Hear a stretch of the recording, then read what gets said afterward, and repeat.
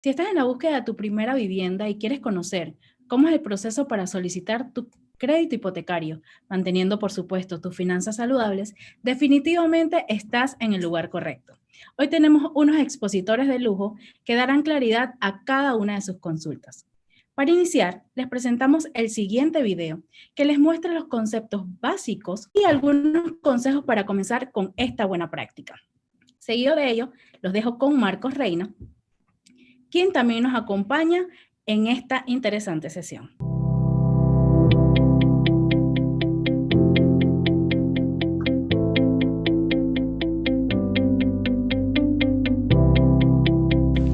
¿Alguna vez te has preguntado en qué me gasté todo el dinero? O te repites una y otra vez, no me alcanza el dinero. Si es así, no te preocupes más. La solución a este problema es muy sencilla y solo depende de ti. El secreto para lograr una buena salud económica es llevar un control de tus finanzas. Si no manejas tus ingresos y no sabes cuáles son tus gastos, difícilmente te alcanzará el dinero y podrás ahorrar. Comienza por crear un presupuesto quincenal o mensual en donde especificarás el dinero que recibes y tus gastos, que por más pequeños que sean, colócalos todos, no dejes ninguno por fuera.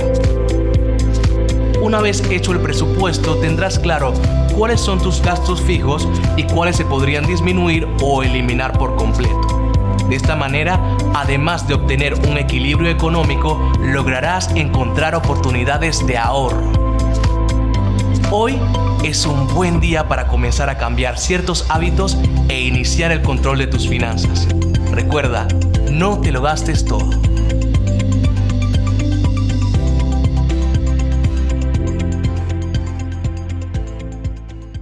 La compra de una vivienda te brinda la posibilidad de invertir tu dinero de manera segura. Sin embargo, existen diversos factores que pueden beneficiarte o perjudicarte al momento de la transacción. Soy Marcos Reina y como parte de nuestro programa Mis Finanzas Trascienden de Caja de Ahorros, les doy la bienvenida al webinar Finanzas Sanas, conceptos clave a la hora de recibir tu crédito hipotecario. Un espacio donde te brindaremos el conocimiento y las herramientas necesarias para que realices una compra inteligente y mantengas el control de tus finanzas. Gracias a la colaboración de la Fundación de Caja de Ahorros de Alemania para la Cooperación Internacional. Le damos la bienvenida a nuestros expositores Alexandra Rivera y Olimpo Quintero. A todos le damos una cordial bienvenida al webinar Finanzas Sanas, conceptos claves a la hora de recibir tu crédito hipotecario. Olimpo Quintero y mi persona, Alexandra Rivera, estaremos brindándole información muy valiosa para que ustedes puedan hacer la compra de su vivienda de manera informada y mantener sus finanzas sanas. Buenas noches, Olimpo. Buenas noches, Alexandra. Muy buenas noches a todos los participantes en esta noche. Gracias. Para dar inicio a la presentación, es importante que ustedes sepan que la compra de una vivienda está dividida en 3 etapas. La primera etapa es antes de la compra, la etapa de preparación, luego durante la compra o proceso de compra o crédito hipotecario y tercero, después de la compra, es decir, post-compra, una vez adquirida nuestra vivienda. Nosotros estaremos brindando la información importante para cada una de estas etapas. Vamos a iniciar con nuestra etapa de preparación. Para ello, lo primero que debemos tomar en cuenta es identificar nuestras necesidades, es decir, ¿qué necesito yo que tenga mi vivienda? Para ello, es importante que nosotros hagamos una lista de necesidades y apoyarnos con ciertas preguntas. Por ejemplo, ¿qué ubicación deseo yo que tenga la vivienda? Identificar cuáles son las zonas en donde me gustaría que estuviera mi vivienda. Segundo, ¿tengo acceso a transporte público? Es importante que veamos si nuestra vivienda tiene este acceso. Tercero, ¿tengo acceso a supermercados, farmacias, centros comerciales, parques y demás? ¿Quién y dónde cuidarán a mis hijos? En caso tal tengamos niños, es importante que tomemos en consideración este punto. También necesito mucho espacio ¿Cuántos cuartos necesito? O si en un futuro yo deseo tener algún micronegocio en mi casa y necesito el espacio, es algo que debo de contemplar desde un inicio en mi etapa de preparación en la identificación de nuestras necesidades. También es importante que veamos si queremos una casa o apartamento. Si esta casa va a estar en un complejo cerrado o si es un apartamento, tenemos que tomar en consideración que esto tiene otros gastos. Una vez identificadas nuestras necesidades, vamos a hacer una lista de propiedades. Esta lista va a estar basada en las necesidades que hemos identificado anteriormente. Vamos a colocar todas las viviendas que cumplan con las necesidades previamente identificadas. Una vez yo cuente con esta lista de propiedades, entonces es hora de armar un presupuesto. La lista de mis propiedades debe contener el precio de venta para que yo lo pueda tomar en consideración al momento de armar nuestro presupuesto. ¿Qué es un presupuesto? Presupuesto, como dice la palabra, es presuponer que algo sucederá. En este caso, en cuanto a nuestras finanzas, es estimar qué va a suceder en cuanto a mis finanzas. Lo primero que vamos a colocar en nuestro presupuesto son los ingresos. Mis ingresos y los ingresos de mi pareja o la persona con quien yo esté optando a comprar esta vivienda.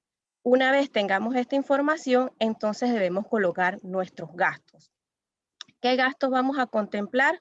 Los compromisos de pago que yo tengo actualmente, es decir, préstamos de auto, préstamos personales, tarjetas de crédito, todos los compromisos de pago que yo tengo en este momento. También gastos como gasolina, corredor, posibles servicios que yo voy a adquirir en mi nueva vivienda, ya sea luz, agua, teléfono, cable, internet. Todo esto lo vamos a colocar en el presupuesto. Recuerden que estamos estimando cuánto vamos a necesitar. Bien, si es un complejo cerrado o un apartamento, necesitamos contemplar el gasto de mantenimiento. También, en base a nuestro precio de venta, nuestro abono inicial y los gastos legales. Una vez nosotros tengamos en nuestro presupuesto los gastos contemplados, yo voy a poder conocer realmente cuál es mi capacidad de pago, que no es lo mismo que el porcentaje de endeudamiento que vamos a explicar más adelante. Este presupuesto me va a ayudar a mí a conocer realmente cuál es la capacidad que tengo yo para hacer pago o para hacer frente a esta nueva adquisición. Nuestra recomendación es que ustedes, en cuanto al abono inicial y gastos legales, ahorremos estos dos gastos que vamos a tener contemplando lo siguiente. El abono inicial es un dinero que se le debe pagar a la promotora o al vendedor, dependiendo del precio de venta de la vivienda y si es una vivienda de primera o es una vivienda de segunda. Ese abono inicial va a ir desde el 2% hasta el 10%. En cuanto a los gastos legales, es importante saber que este gasto se le paga al banco, ¿sí?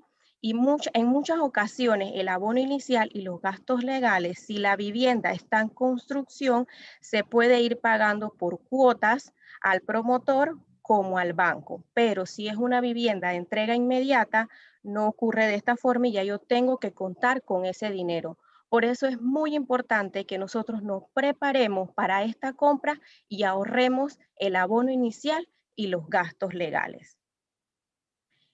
Una vez ya estuvimos conversando que teníamos nuestro presupuesto, ¿bien? Habíamos hecho una lista en base a necesidades. Luego hicimos el presupuesto. Ahora es importante que afinemos la lista de propiedades, tomando en cuenta las necesidades previas y el presupuesto que estuvimos levantando, ya que allí es donde realmente nos damos cuenta la capacidad de pago que tenemos y debemos afinar nuestras listas y ver cuáles son las viviendas que realmente yo puedo aplicar y voy a poder hacer los pagos cómodamente. Esta lista, una vez afinada, como resultado debemos tener al menos de 4 a 6 viviendas que vamos a visitar para confirmar que cumplen con todas nuestras necesidades previamente establecidas. Cuando nosotros preparamos el presupuesto, colocamos los compromisos de pago o las deudas que nosotros tenemos actualmente, ¿sí? Esta información nos ayuda a nosotros a conocer el estado actual de nuestras finanzas.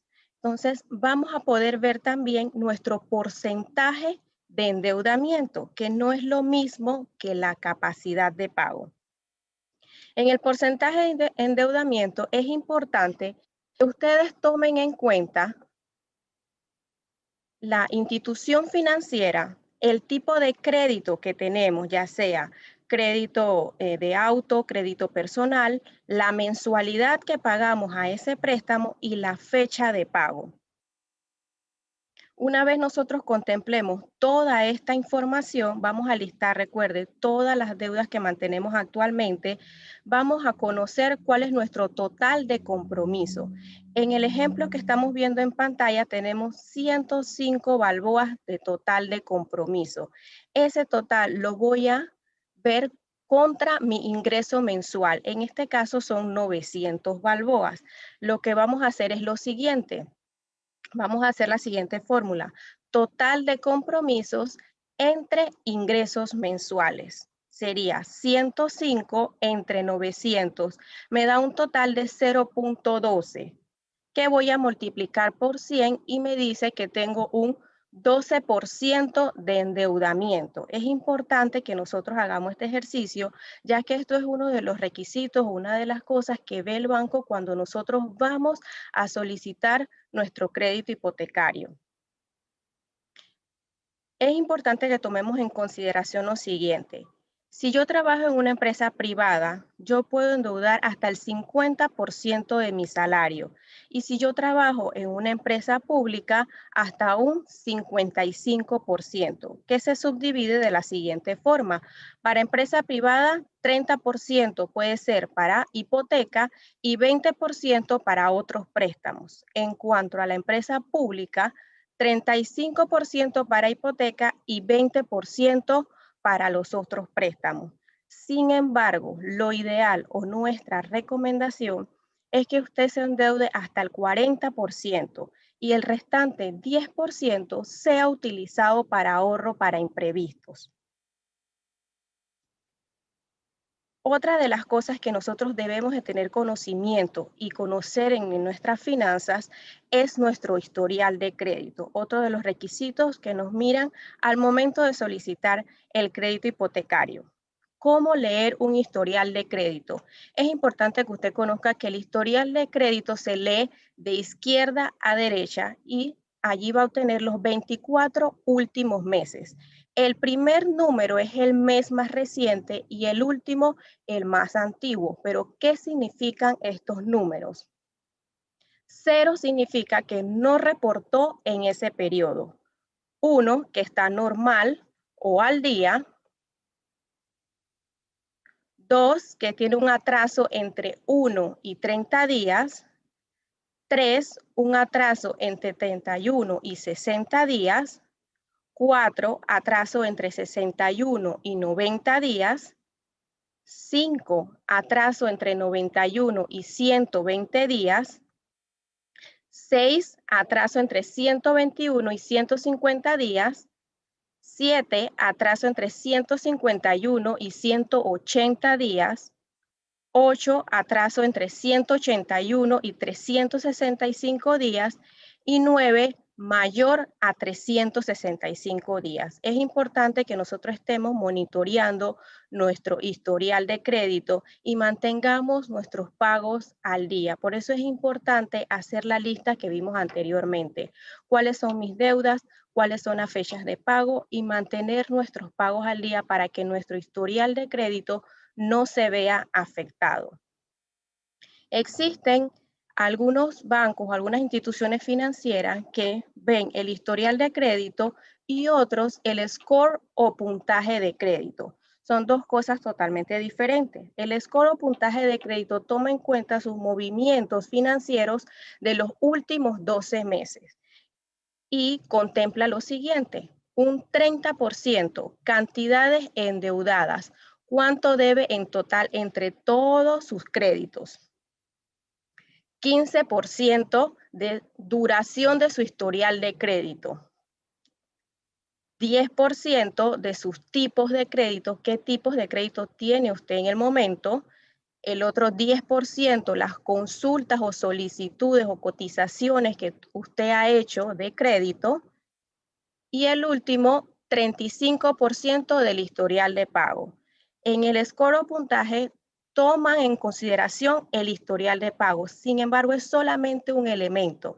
Aquí se toman en consideración comportamientos financieros de las personas, como las cantidades, su duración o el tiempo que tiene de tener una deuda, los tipos de crédito que tiene y las consultas que ha hecho de crédito. Entonces, es importante ver cuál de estos dos son los que está tomando en consideración la institución financiera a la que usted se acerca. Ambas van a tomar en consideración el porcentaje de endeudamiento y unas toman en consideración el historial de pago y otras el score o puntaje. Con estos componentes se realiza una fórmula y les va a dar un puntaje que por lo general va de 300 a 850. ¿Bien? Esta escala que les voy a mostrar a continuación es una escala modelo. Sin embargo, las diferentes instituciones toman la escala y la modifican de acuerdo al nivel de riesgos que ellos están dispuestos a absorber. De 300 a 579 significa desfavorable. De 580 a 669, aceptable.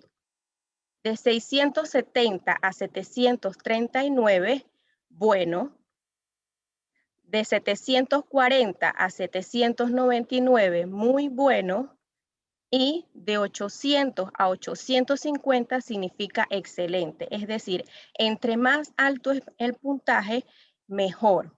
Entonces, ustedes deben tener conocimiento de cómo está su historial de crédito, cómo está su score o puntaje y ver si necesitamos hacer algunos ajustes antes de solicitar un crédito hipotecario. Es importante que nosotros tomemos en consideración todos estos puntos que hemos visto para entonces estar preparados para nuestra siguiente etapa, que es durante o el proceso de crédito hipotecario. Y para ellos nos va a ayudar Olimpo. Muchas gracias, Alexandra. Acabamos de ver una de las etapas más importantes al momento de adquirir su vivienda, que es los pasos previos antes de poder solicitar su crédito hipotecario. Ya vimos los criterios que deben tomar las personas para seleccionar la vivienda que desean comprar. Ahora vamos a pasar al proceso del crédito hipotecario. Desde la perspectiva del cliente vamos a mostrar todos los pasos en donde el cliente tiene un nivel de participación importante. Ya que seleccionamos nuestra vivienda a que queremos comprar, lo siguiente que debemos hacer es acercarnos a ese banco que esperamos pues haga ese financiamiento. Y para eso pues vamos a la primera etapa, que es la cotización del crédito hipotecario.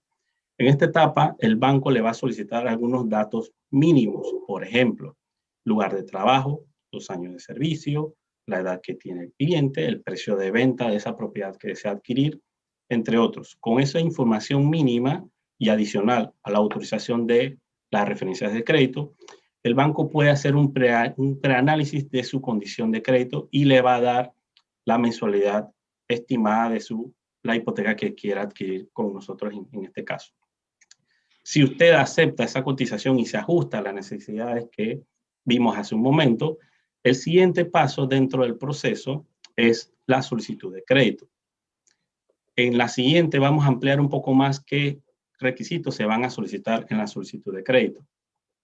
Como vemos, adicional a completar la solicitud de crédito y donde se completan unos datos básicos de la persona, le solicitamos la proforma o contrato de compraventa de la promotora o vendedor. Y en el caso de vivienda usada, pues vamos a solicitar un avalúo de la propiedad que desea adquirir. Adicional a estos documentos, si usted es una persona asalariada, por ejemplo, le vamos a solicitar su cédula de identidad personal que debe estar en buen estado y vigente. La carta de trabajo de su empleador, en donde se detalla el cargo que tiene, el salario y sus deducciones, y desde qué fecha está laborando para esa empresa. Adicional, le pedimos el último talonario de pago actualizado para comprobar ese salario que devenga usted en la empresa y la ficha del Seguro Social para confirmar los años de servicio que tiene en la empresa. A nivel de estabilidad laboral, para empresa privada, usualmente se solicitan 2 años en el empleo y si es una entidad gubernamental, le estamos solicitando hasta 1 año en el empleo actual. Sin embargo, si usted es una persona independiente, entonces le vamos a solicitar su documento de identidad personal también, 2 declaraciones de renta de los años con su respectivo recibo de pago, 2 cartas de referencias comerciales y personales relativas a la actividad que usted se dedica y los paisalos de esas declaraciones de renta que son verificadas también en la página web de la DGI. Si usted es una persona extranjera con residencia en Panamá, entonces le vamos a solicitar ese carnet de residente permanente emitido por el Tribunal Electoral. Si es asalariado, le vamos a solicitar la carta de trabajo con sus deducciones y 2 últimos talonarios de pago. Si es independiente, 3 últimas declaraciones de renta con sus estados financieros auditados por un contador público autorizado. 2 cartas de referencia bancarias y personales relativas a la actividad en el caso de que sea independiente. Si dentro del trámite va a participar una personería jurídica, entonces vamos a solicitarle el pacto social de esa entidad, la tasa única debe estar vigente, el acta de junta directiva de la sociedad anónima en la cual autoriza a la persona C a realizar el trámite hipotecario y las declaraciones de renta de la empresa también se van a solicitar. Si usted es una persona extranjera no residente en Panamá, de los Estados Unidos y Canadá, vamos a solicitarle el pasaporte con los respectivos sellos de entrada y salida del país, una segunda identificación que puede ser una licencia de conducir. La referencia de crédito de su país de origen debe tener por lo menos 5 años en el empleo o en la actividad a la cual se dedica. Estado de cuenta de los movimientos de los últimos 12 meses también para comprobar ese ingreso que devenga. Si es asalariado, una carta de trabajo y 2 talonarios de pago. Y si es independiente, declaraciones de renta o estados financieros auditados de su país. Si los documentos están en un idioma distinto a español, deben ser traducidos también.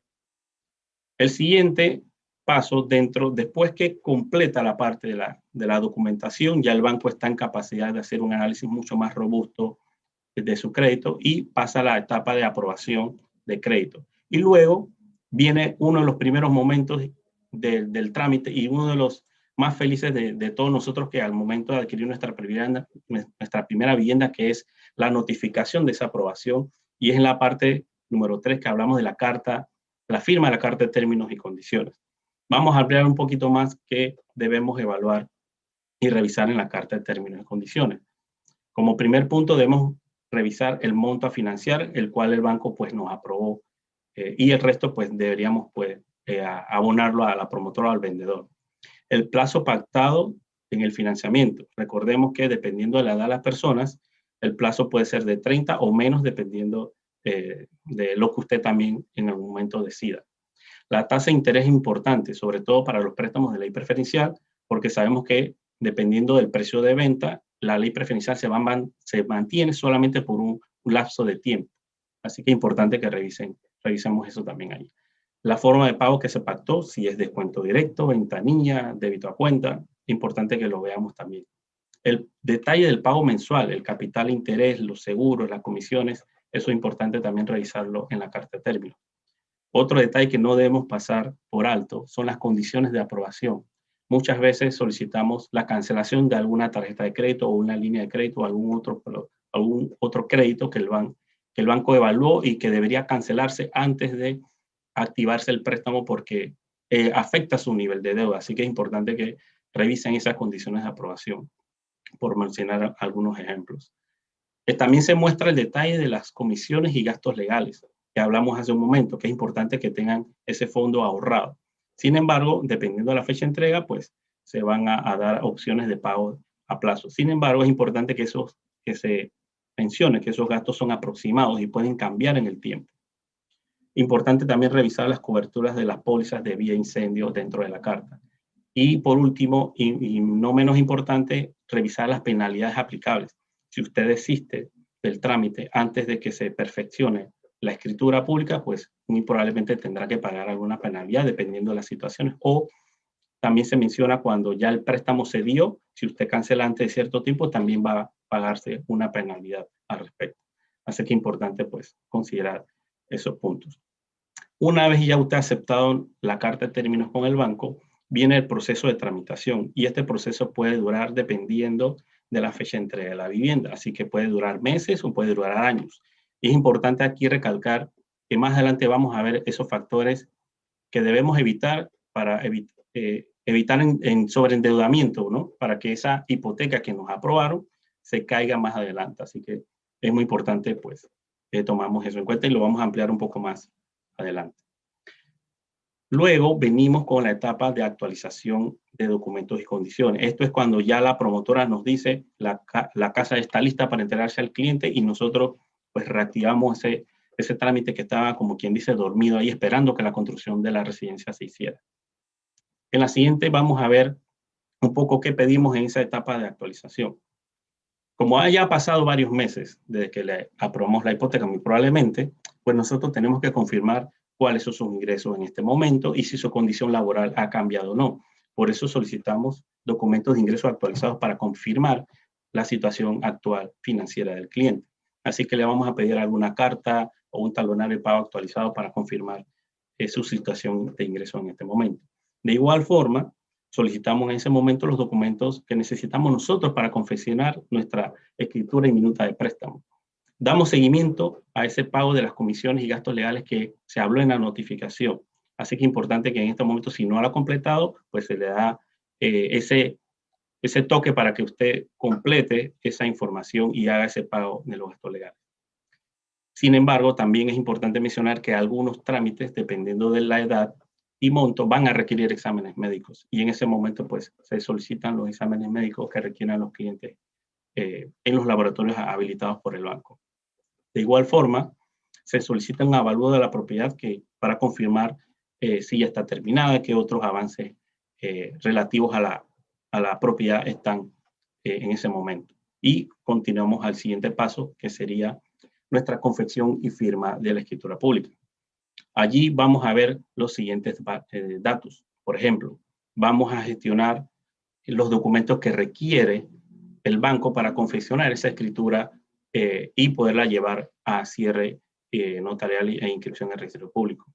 También vamos a gestionar la aprobación del descuento directo para los casos que así se aprobaron dicha forma de pago. Verificamos los datos de la finca, sobre todo en las propiedades horizontales, para ver los valores que se registraron antes de poder hacer la inscripción. También se valían los clientes que poseen beneficios de ley preferencial. Recordemos que no podemos inscribir un préstamo de ley preferencial si ya el cliente mantenía uno, así que eso también lo verificamos en ese momento. Ya una vez confeccionada nuestra escritura pública, entonces procedemos a hacer los trámites para la gestión de la firma, tanto del cliente, el vendedor o inmobiliaria, muy probablemente un banco interino, y en este caso, pues nosotros en Caja de Ahorros también firmaríamos esa escritura pública. Luego, una vez ya finalizada esta etapa, pasamos a lo que sería nuestra última etapa y es el segundo momento de felicidad que todos tenemos al momento de adquirir nuestra propiedad, que ya sería el desembolso.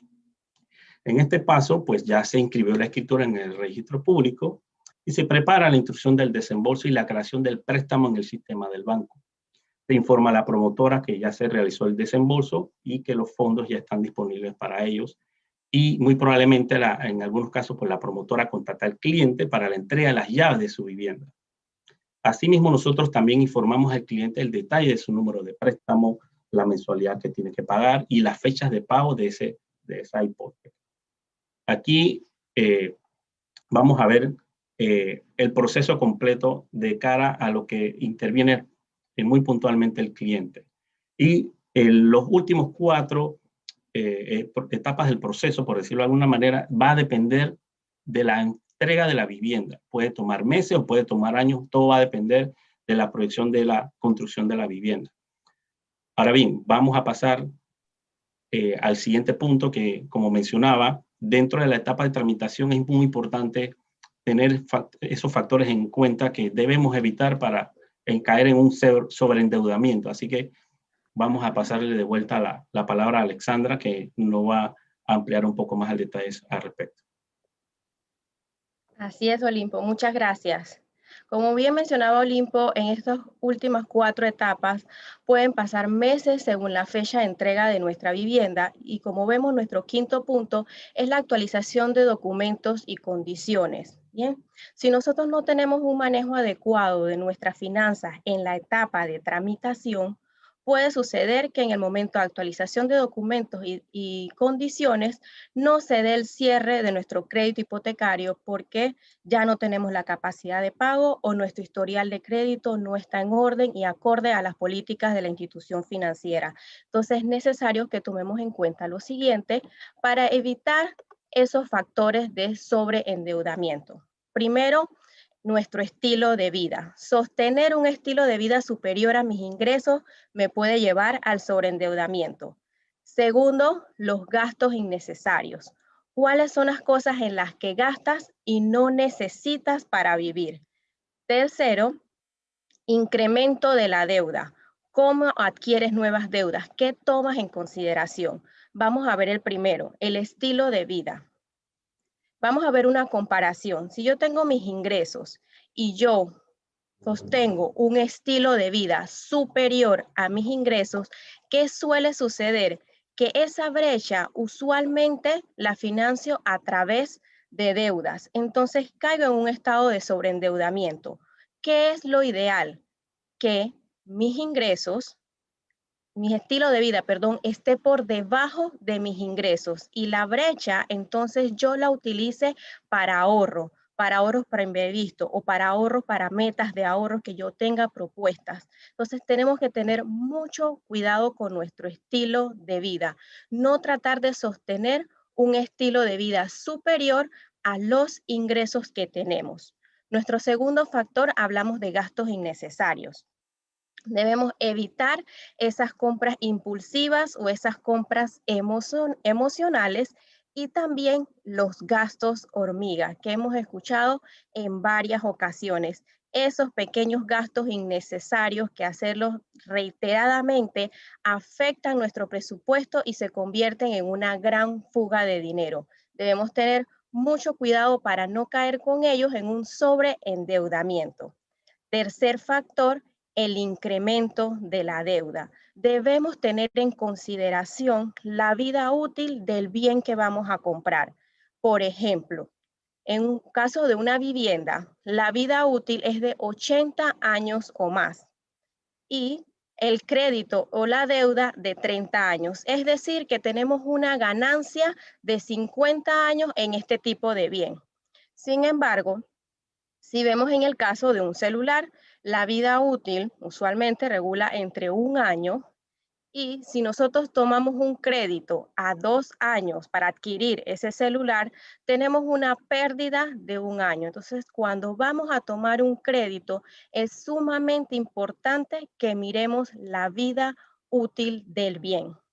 Evitando estos 3 factores, nosotros podemos mantener unas finanzas sanas, cuidando nuestro historial de pago, haciendo nuestros pagos al día, cuidando nuestra capacidad de pago, viendo nuestro porcentaje de endeudamiento, teniendo ese control de nuestras finanzas para que en esta etapa no veamos afectado la adquisición de nuestra vivienda.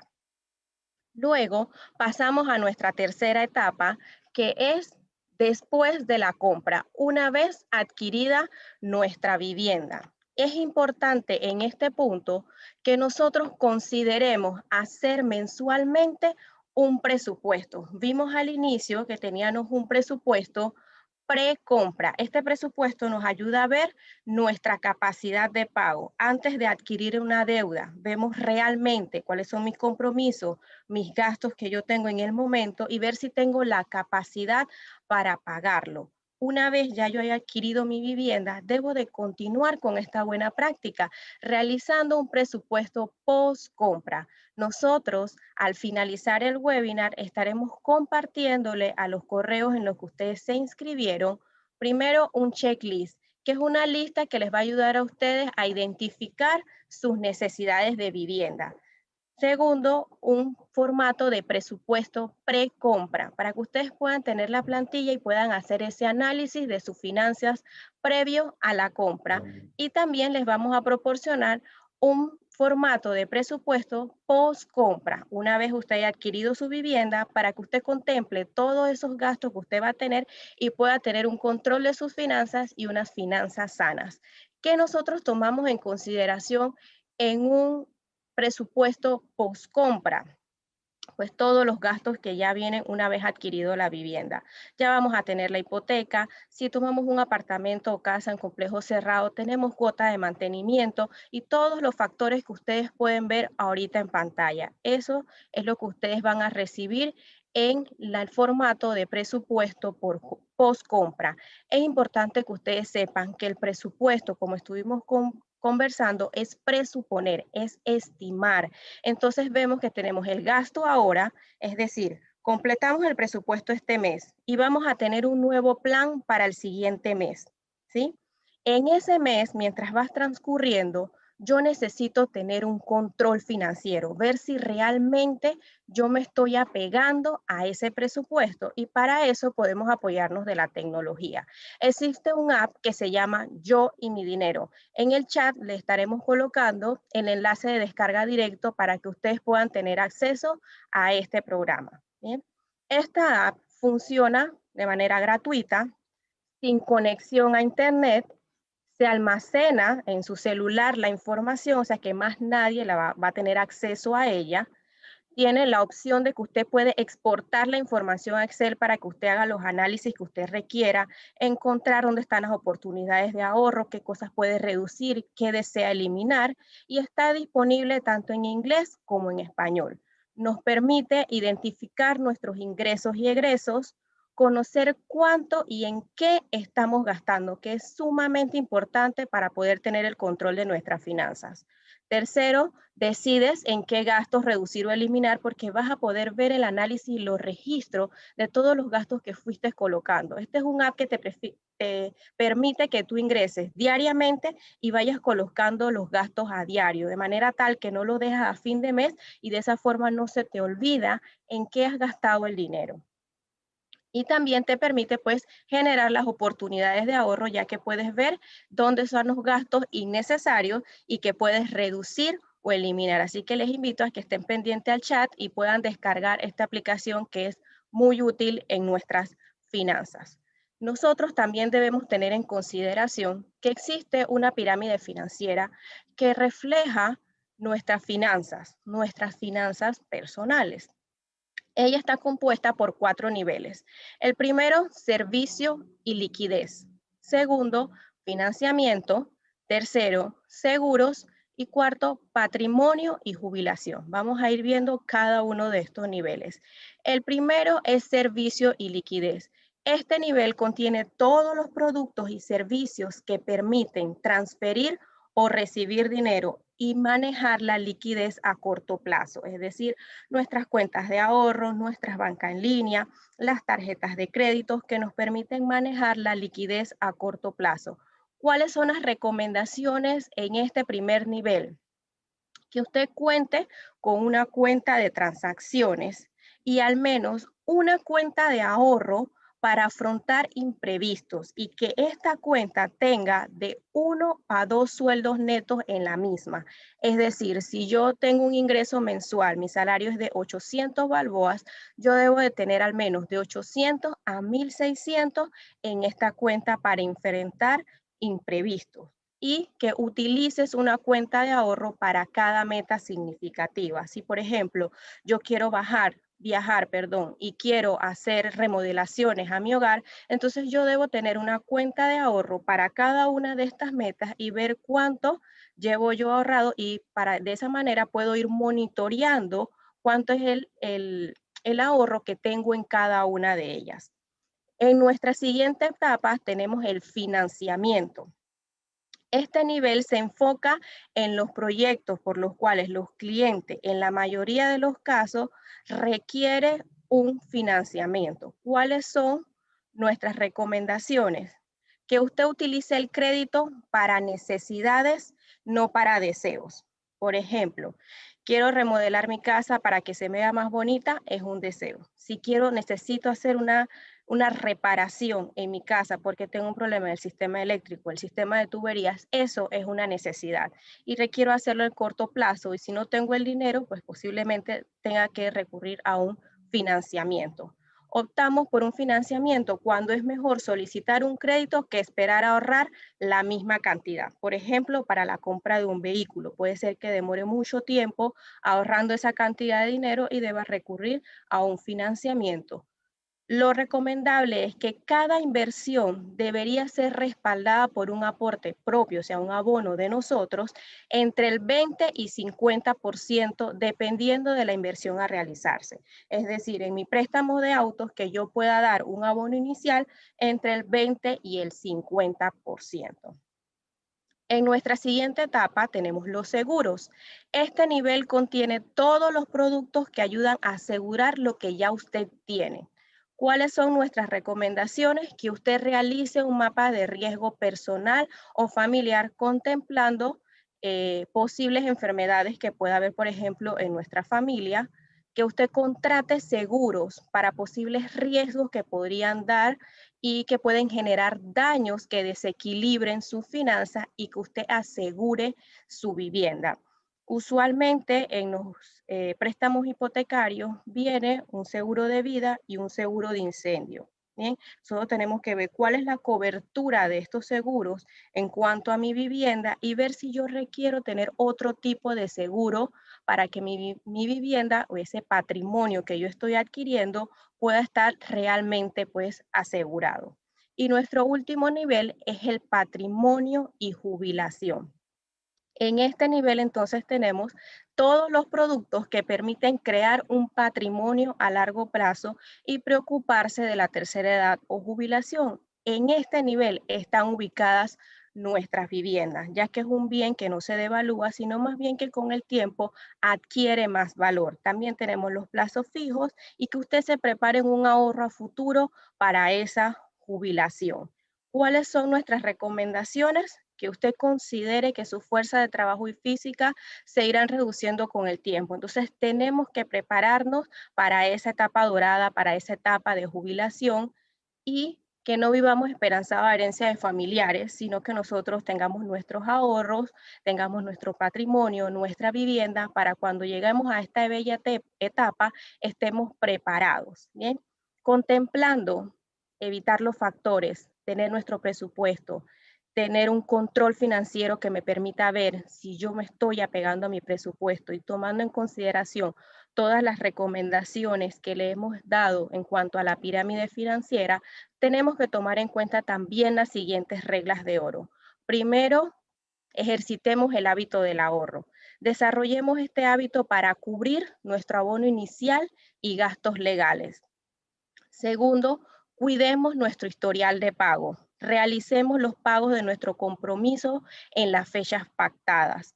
Nosotros debemos hacer nuestra lista de deuda con nuestras fechas y tener siempre en cuenta cuáles fueron las fechas pactadas para no atrasarnos. Recordemos cuando vimos el historial de crédito que cada día representa un número diferente, ¿sí? Entonces necesitamos estar conscientes que requerimos estar en uno, en normal y al día. Siguiente recomendación, presupuesto. Presupuestémonos antes de comprar nuestra vivienda, en esa etapa de preparación, y también una vez adquirida nuestra vivienda es importante elaborar un presupuesto mensual para administrar de manera correcta nuestro dinero y que no sea el dinero el que nos administre a nosotros. Y por último, acerquémonos a las instituciones financieras. Si nosotros tenemos dudas, queremos hacer alguna consulta, es importante que vayamos a nuestra institución financiera, donde nos van a facilitar la información que requeremos conocer sobre el manejo de nuestro crédito hipotecario, y de esa forma evitar vernos pues perjudicados en nuestra etapa de tramitación, y que no se vaya a concretar la compra de nuestra vivienda. Tomemos en cuenta todos estos consejos y hagamos realidad el sueño de tener un hogar propio.